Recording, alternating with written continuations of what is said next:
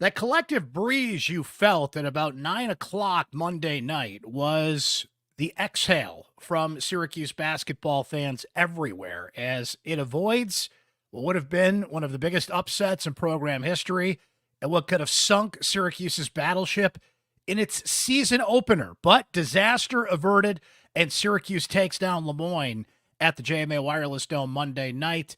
86-82 your final score at the Dome. And this is Syracuse Basketball Postgame. Welcome, everybody. My name is Brent Axe. It's presented by Krause Health, the exclusive healthcare partner for SU Athletics. Our first basketball postgame show of the year. We've got plenty of reaction to come from our Syracuse Sports Insiders, and being a Syracuse Sports Insider allows you to text me directly. You certainly were doing that throughout Monday night's game.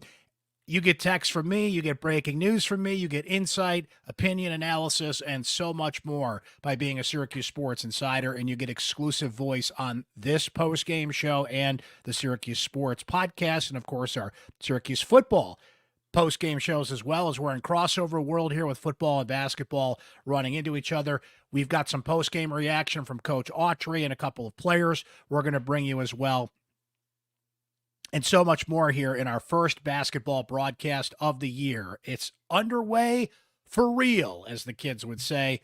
And wow, that is in no way, shape, or form hyperbole, guys, to say that had Syracuse lost to Moyne tonight, their season is over in the sense of trying to make the NCAA tournament. That is a loss you just can't recover from. Moyne's net ranking, and credit to Moyne, they came in with nothing to lose. That's a talented team that Nate Champion has, that's got some good players, and Moyne is going to make some noise. They were 9-7 in their league last year. They just made the transition into Division I last year. They can't even make the NCAA tournament for another 3 seasons.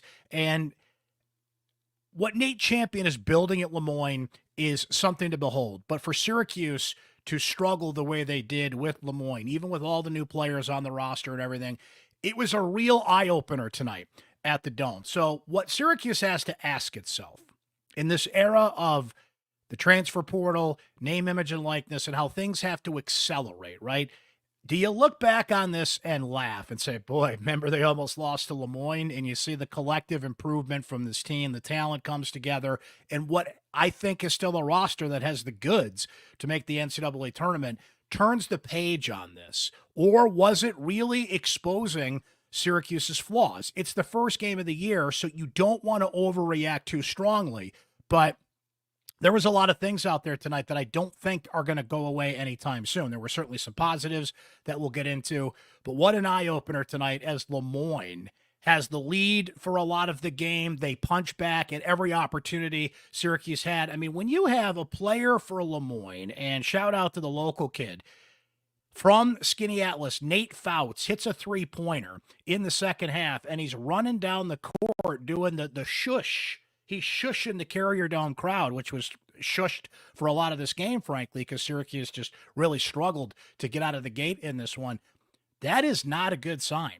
I know Moyne beat Syracuse 15 years ago in an exhibition game, and boy, people were thinking this could be the start of like a rivalry between the two. Don't let Moyne back in the building anytime soon. If this is what they're going to do, beat Syracuse in an exhibition in 2009, can't believe that was 15 years ago, and almost knock off the Orange tonight. So all credit to Moyne and how they played. Let's get that out of the way. But what a scare put into Syracuse, this fan base, and everybody involved in these things. And I don't really think you can, some players said it, we're going to hear some reaction here, and you can say, well, it's Division I college basketball, and they've got good I'm sorry. No, you can't pretend to be a high-level ACC program that wants to make the NCAA tournament and struggle with a team that just got to Division I 5 minutes ago. So, again, I don't want to completely overreact here, but you've got to ask yourself, what will come of this game, the lessons that will come, and how you have to hyper accelerate your development in college basketball these days, the improvement you have to make from one game to the next. And guys, Syracuse's next game is Colgate, who has beaten Syracuse in recent years and almost beat him again and should have beat him again last year. Colgate had a huge lead in that game, and Syracuse came back to win. So tonight, Jair Davis, the transfer from Delaware, saves Syracuse's collective skin with 22 points and 12 rebounds. He was incredible around the basket. It was interesting to see Jair in some of the exhibition games shooting threes, and we're kind of wondering what kind of player he was. We saw tonight what kind of player he was, but there's a few stats we're going to get into that kind of buck the trend of what Jair Davis did, but he was able to get points around the basket. Chris Bell made the game-saving play for Syracuse at the end. Took a little shot of it on my phone here. Let's take a look.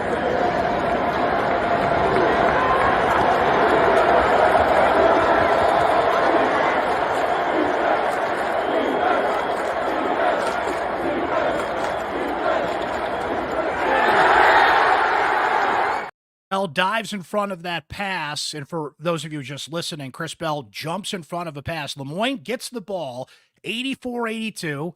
Free throws matter, a major issue for Syracuse tonight. Jaquan Carlos goes 1 of 2. Moyne's got a shot to win. They've got the ball. They've got possession. They come down. This is a team that had been hitting threes throughout the night, had answered every bell that Syracuse rang, except at the end, no pun intended, with Chris Bell at the end there. And he makes the free throws to seal the 86-82 game. But that's how close Moyne came to knocking off the Orange Knight. But Bell, a huge second half for Syracuse. He finishes with 20 points on the night. J.J. Starling with 14. Eddie Lampkin ends up with 10 and 3. We'll discuss him a little bit and his role with the team. Donnie Freeman with a double in his Syracuse debut, 10 points and 11 rebounds as well. But let's go over the 3 stats that really define this game. One was, you're killing me, Smalls. This team went 20 of 31 at the free throw line. We all know how Uncle Brent feels about free throws. 20 of 31.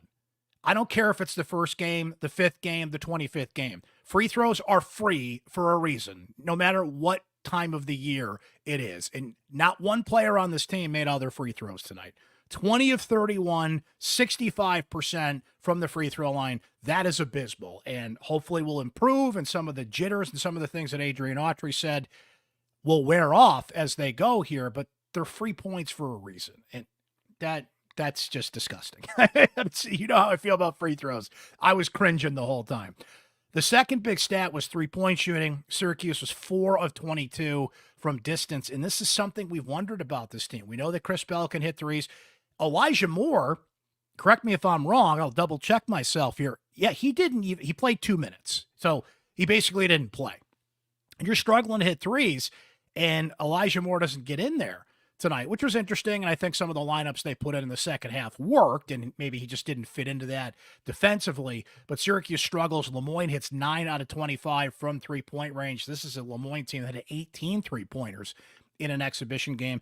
And the third big stat was rebounding. Now, Syracuse out-rebounded Moyne 46-32, but when you pare it down a little bit, Syracuse had 20 offensive rebounds, but just 12 second-chance points. So they missed a lot of bunnies. They missed a bunch of free throws. They missed a lot of threes. Still scored 86 points, which is encouraging in a way. If they make a lot of the shots they're supposed to make, they're over 100 tonight. But they just left too many points on the floor. Syracuse was abysmal defensively in this game, and I'm kind of wondering if and how that gets better going forward, because when you play man-to-man defense, you kind of are what you are. It's not the old excuse of the zone has to come together and formulate, and there's a lot of new players on the team, 7 new players total, 4 transfers, 3 freshmen on this roster. You don't have that excuse. You kind of defense is grit, it's hustle, which Moyne had a lot of tonight. Certainly you can get better defensively collectively as a team, but you could be a good defensive team from day one if you just bust your ass out there and run guys down and keep people in front of you, which they struggled to do. Adrian Autry saying they had trouble in their gaps defensively tonight, so that's something you can improve on as the season goes along. But I got to admit something, guys. I think I may have got a little too over the moon about Jaquan Carlos. I still think Carlos can be a very good point guard for this team, can run the offense for this team, but he got beat a lot. He has a lot of trouble keeping people in front of him, and he has got to get better on the defensive front. Now, I'll say this. Will Amika, West Genesee grad, local kid from Syracuse, is fast and can run by a lot of Division I players. But that was not encouraging to see Carlos get beat that often, and somebody who told me after the second exhibition game against Slippery Rock how he prides himself on his defense. Now, Carlos had 6 assists tonight. We mentioned the free throw that he missed at the end. He did have a huge bucket towards the end of the game. He had a drive that put Syracuse up 81-74. And again, they had to hold off a number of 3-pointers down the stretch from Moyne, who just kept knocking on the door and answering everything that Syracuse did in this game.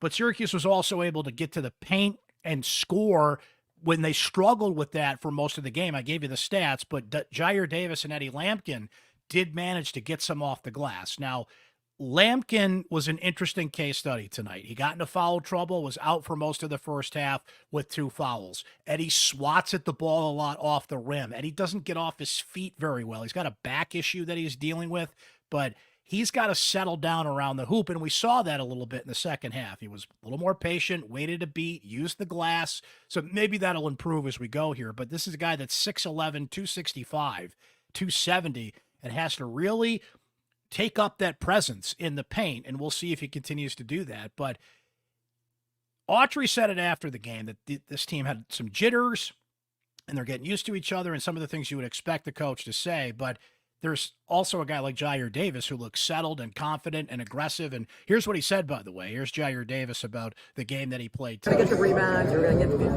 what was that? Why was that? Honestly, just trying to just play hard,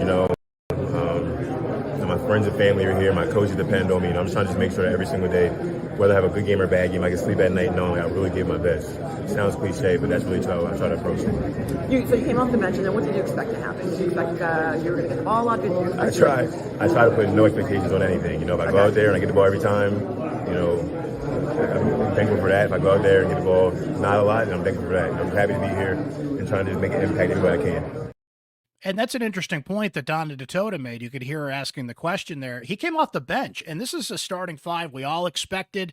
You had Jaquan Carlos, J.J. Starling, Chris Bell, Eddie Lampkin, Donnie Freeman. And I think that is your starting 5 and should be your starting 5. But is Jair Davis going to essentially play the Dion Waiters role on this team? They're different positions, of course, but he's not going to start, but he's going to have to play quality minutes for this team. Maybe he does take a starting role over Donnie Freeman eventually, but Donnie Freeman had a double-double tonight. It's not like he didn't contribute. He's a freshman, and he's got some things he's got to get used to, but he's also a player that's just oozing talent and potential, and you don't want to keep on the bench too much. I wanted to play another clip here. This is from Chris Bell on what he was thinking before that final play. I was super excited, but at the end of the day, the game's still not over. We got 4 seconds left in the game. And if I would have missed 2 free throws, who knows what could happen. So just always be ready to play. When the clock goes off, that's when we can shake hands and be happy about things. Until that, I'm not very happy. How do you prepare for those things? And one more clip here I wanted to play for you guys. There's just the opening statement from Adrian Autry and what he thought of this one. Give him a lot of credit to Moyne. They champion. They did a great job. They came here. They played hard. They played well. I give a lot of credit to them. They played really well. I thought we showed some heart. We showed some toughness. We didn't shoot the ball well. 4 for 22 from 3. We missed 11 free throws. We missed shots that we normally make, around the basket. So, we didn't play our best game. And I just thought our guys showed a lot of heart. I thought Jair, he came in, he stepped up big for us. I thought JJ made some big plays down the stretch. Eddie, came in and gave us a little lift. Those are hard games for those type of guys when we play against these small teams, and they're big, so mobile, they can shoot threes. So, that was a challenge. We knew that was going to be a challenge. Again, I thought we had, a tough stretch when we wasn't making stuff. But defensively, we were okay. Then after a while, when you stop making shots and you keep missing stuff, the defense kind of falters, and then it kind of went up and down, got going up and down, and we outlasted them. Obviously, we got a lot of work to do. That's no secret. I've been saying that for a while. And again, it's not an excuse, but we just got work to do. We got to get better defensively. We actually rebounded the ball pretty well. We had 20 offensive rebounds. So we rebounded the ball well. But overall, our offense wasn't good enough. It wasn't efficient. We had very few people in a plus column this game. So, any questions, Coach? Yeah, here's my question, Coach. How do you accelerate the progress you have to make? Because you get Colgate next, then you get Youngstown State, And then you're getting into, you've got Texas in Brooklyn. You've got either St. Joseph's and Texas Tech in Brooklyn. You've got Georgetown in the non-conference schedule. You've got Tennessee in the non-conference schedule. You've got Maryland in the non-conference schedule. Like, you have to pile up some quality non-conference wins. And here you are on opening night, barely squeezing by Moyne, who, as we noted, joined Division I college basketball 5 minutes ago. So, yow, that's going to be something to watch. I'm not saying this team can't do it, but in the portal era, you don't get the benefit of time that other teams did in the era of net rankings and what you have to do for 4 months out of a college basketball season as opposed to 2 in conference play is still important. You know, Syracuse was a 20-win team a year ago, and they have to find 3 or 4 more wins to feel comfortable being in the NCAA tournament conversation. And this is a conversation we have all year now. This is not, oh, stop talking about the tournament, it's only November. No, that's not how this works. Had Syracuse lost this game tonight, they're out of the tournament. Like, that's not hyperbole to say. That's how much a bad loss can sink your battleship here. Think of the margin for error becomes nothing the rest of the year if you lose a game like this, let alone having to play up and beat quality opponents. How you do that is more points off of rebounds. Certainly got to shoot better from 3-point range and the free throw line, which those things can improve. The good news is that those things can improve. And if you have an off night like that, you have to prove that's not going to be a consistent thing. And the 3-point shooting is still something we're all keeping an eye on here, certainly. And one thing Syracuse has to really figure out, too, is who's the leader out there. Chris Bell took charge in the second half. Jair Davis certainly had a great game, but I don't think you consider him a leader at this point. Look, he was a captain at Delaware, and they counted on him to do that. But you have guys like JJ and Chris Bell, your established veterans that came back, who both, more Chris Bell than JJ. Not that JJ didn't make some points, make some plays, and end up tonight with 14 points. But Chris Bell was the guy while getting compliments from 2 new players in Donnie Freeman and Jair Davis. So I think you have to be a little bit patient with that, but patience is certainly a virtue, and it's not one that you get in college basketball these days with how quickly you have to improve and accelerate. And boy, this schedule, I mean, you play Colgate next week, and we mentioned the other teams, and then you got to slip in an ACC game against Notre Dame in there, and it feels like the margin for error is already slim. And then you watch a team tonight almost lose to Moyne and kind of figure and try and project where they're going to go from here, right? So we heard from the players. We heard from Adrian Autry. Now I want to hear from our Syracuse Sports Insiders. And remember, becoming a Syracuse Sports Insider is an easy thing to do. You just have to text the word orange to 315-847-3895. You can also hit that link, joinsubtext.com/Syracuse Sports, joinsubtext.com/Syracuse Sports, and that gives you the ability to text me anytime. Certainly interesting to ride the wave of emotion. Guys, we had a stressful football game on Saturday. We had a stressful basketball game tonight. Don't these guys know there's an election this week that we're all kind of freaking out about one way or the other? I mean, no matter which, I'm not going to talk politics, trust me, but no matter who you're voting for, like, everybody's kind of like on edge about this election. Like, can I watch sports to relax, please? But that's not a good idea either, right? As I like to say often, sports will do this to you. It's not something you should do to relax. But wow, a lot of high tension in the sports world here. And then, we'll see how things pan out in the election. But man, we're supposed to go to sports to get away from that, but it just got added to our stress level here. So seeing the wave of emotion our Syracuse Sports Insiders had tonight it's always amazing to me. And it gives me a pulse and a beat of what you're thinking and your questions, your comments, your opinions. Let's get to it, including Paul L., who says, Davis clearly deserves to start, but there's no player he should logically replace. I guess he's going to be another Dion Waiters, who never starts, but gets starters minutes. From Todd, who says, phew, what a reminder of how stressful it can be to be a Cuse fan. As we were just saying, there were glimpses of positivity for sure. He adds this: I love Donnie Freeman's motor. Jair Davis is a baller. JJ showed leadership when necessary. Chris is looking much more active defensively.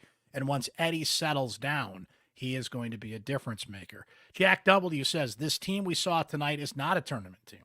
They'll be lucky to break 500, poor defense, poor shooting, bad from the line. Carlos will get eaten alive by big guards in the ACC. From Mahir, who says they played like a team that would finish 11th in the ACC tonight, which is where they finished last year.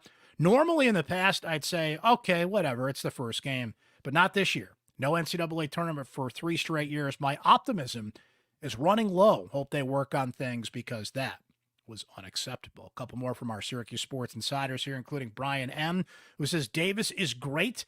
Donnie has a lot of growth to make. It's his first game, so we'll give him the benefit of the doubt there. Bell had great energy, and while not normally great on defense, that was a great read, talking about that last play, which he broke up and saved the day for Syracuse and avoided a pretty big disaster that would have been losing to Moyne.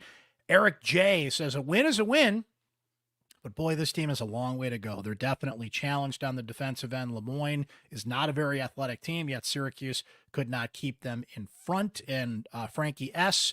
gets the last word from our Syracuse Sports Insiders, saying better to learn from victory, I guess, rather than in defeat. Finishing better around the rim and making free throws will make it easier. Carlos and Lampkin need to, and I believe you said, stay out of foul trouble. Got cut off at the end there. So thank you to all of our Syracuse Sports Insiders for their great comments throughout the game. Questions, you can text me directly anytime, guys. What do you want me to ask the players and coaches after a game? What do you want me to ask Fran Brown? I used a couple of suggestions from our Syracuse Sports Insiders at Fran Brown's press conference today. And the community that we have built to some of the more passionate Syracuse sports fans out there is incredible, and we would love for you to join our Syracuse Sports Insider community. It is free to try for 2 weeks, and it's just $3.99 a month after that. Join subtext.com/Syracuse Sports is the link, and you can see it on your screen as well, how you can text ORANGE to 315-847-3895. to join the party today. So before we do step aside for tonight's post-game show, I got a little extra bonus for you guys. Our Syracuse Sports Insiders actually got this a couple hours ago because they get little tidbits and treats like this first. But I caught up with our friend Eric Devendorf briefly before the game. Devo just killing it on the TV end. I think he's on to, at some point, bigger and better things. I think he's really going to move up the ladder of color analysts in college basketball. I think he's doing a terrific job. Called the game tonight on ACC Network Extra, but I caught up with Devo briefly before just to see how life in TV was going. Here's what he said. I'm here in the esteemed broadcast location for this game with Eric Devendorf.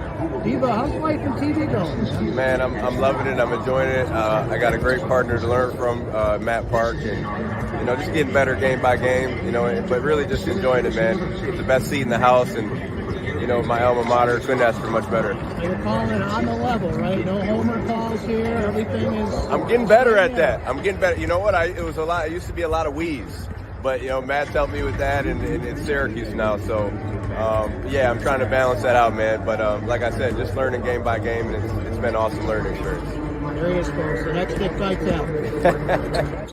Eric Devendorf, hey, that's not hyperbole right there. He could really work his way up there and do that. Yeah, he's getting rid of the wheeze. Hey, he's got orange in his blood. He called the Quadir Copeland game last year when he hit the winning shot against Miami. Like, how does the orange not come out of you there, right? But he's a terrific analyst, and he's a terrific guy, does so much for the Syracuse community, and love to see that Devo is moving up the ranks there in the TV world and is doing a great job calling not only Syracuse games, but he's got Tennessee Louisville coming up on the ACC network soon, and he's going to get some bigger assignments as he goes here. So fun little bonus material, which our Syracuse Sports Insiders, like I said, you guys got that before the game.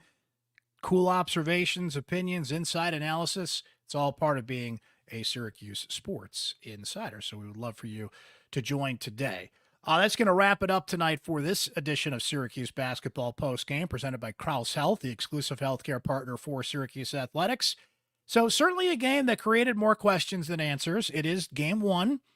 We'll see if they can make those steps forward that they need to, with the margin of error pretty slim. Colgate's the next Hoops game. That's on November 12th. We'll be here with postgame after that, but just a programming note or two. New episodes of Syracuse Sports coming your way.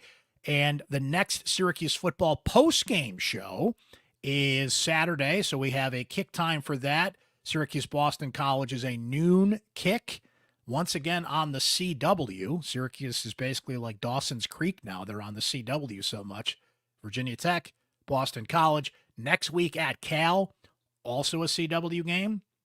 Tom Brenneman's calling the game with a Castellanos at quarterback, for those of you that are kind of in on that joke. So that's a thing.